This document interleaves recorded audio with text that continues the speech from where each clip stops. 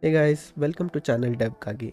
In this Flutter Basics video, I'm going to show you how to check for network connectivity in your Flutter apps. And for this, I'm going to use a package called Connectivity. This package has pretty simple APIs using which we can check if current device has network connectivity or not. So to save some time, I've already added this package to my PubSpec. Now let's get started.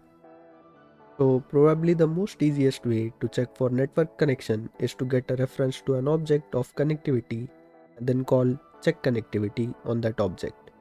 This method returns a feature of connectivity result, where connectivity result is an enum which can have three values: Wi-Fi, mobile or none.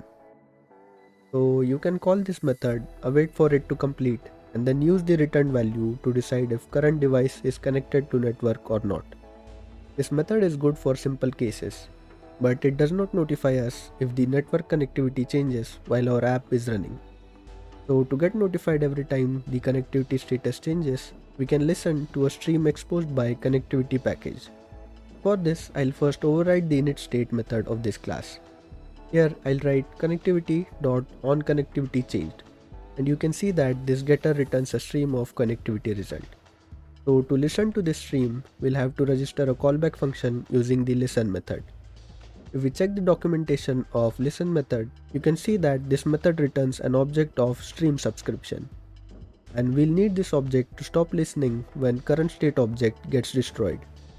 So to store a reference to returned stream subscription, I'll add a new variable of type stream subscription. And in the initState method, I'll store the return value in this new variable. Now let's add the callback function in listen. This function will get current connectivity result as input in result variable. So to store this value, I'll add one more state variable of type bool called isConnected. And inside the callback function for listen, I'll set isConnected to true only when the result is not equal to connectivity result.none.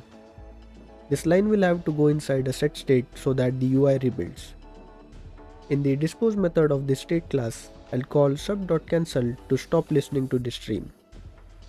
And now we can use this isConnected variable to decide what should be shown to users when there is no internet connection. Here I'll just display a text widget saying connected if there is any connection. Else I'll display an icon widget with Wi-Fi off icon. Now let's save this and do a hot restart of the app so that the initState method gets executed again. So now it is showing connected in the app, but if I go and turn off the Wi-Fi of this emulator, you can see that the Wi-Fi off icon is being displayed. And if I go back and turn on the Wi-Fi, it will again show the text widget. So this is one way to use this package, but you can see that it involves overriding initState and dispose methods. If you want to avoid that, you can use a stream builder widget. So let's see how to do that. First, I'll cut this code which is inside center widget. Then I'll add a stream builder here. For this stream builder, you can specify the stream that you want to listen to using stream property.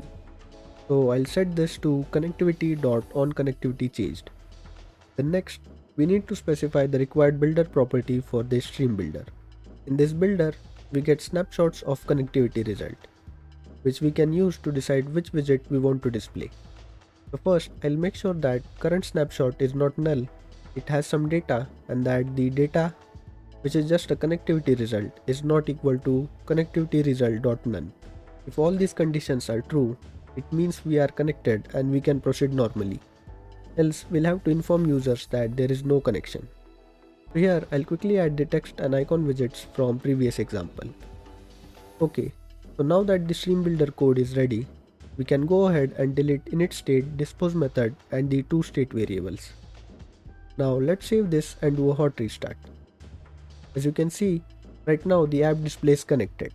And if I turn off the Wi-Fi, we see the Wi-Fi off icon. And if I turn it back on, we get the connected text. This works exactly like the previous example, but without using any state variable or set state calls. And as there are no state variables in this class, we can even convert my homepage into a stateless widget if we want. So that was it for this video. Using these steps, you can easily check the current connectivity of the device before calling backend APIs. You can even display an alert message on snack bar to inform users that they need to switch on their Wi-Fi or mobile data. But anyways, if you found this video useful, do hit that like button and maybe consider subscribing for more such content. I hope to see you in the next one.